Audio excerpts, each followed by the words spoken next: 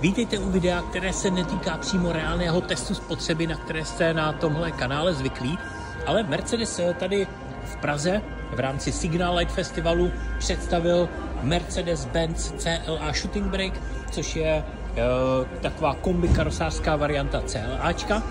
To už jsem testoval a má opravdu skvělou spotřebu.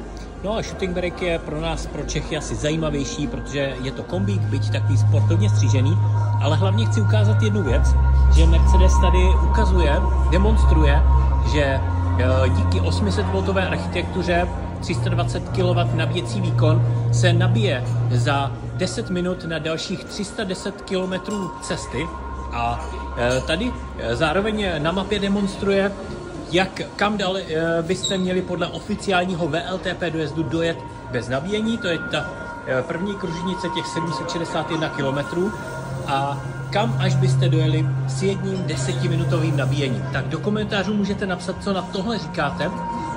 No a klidně napište, jestli byste byli rádi, kdybych něco takového prověřil v reálném testu.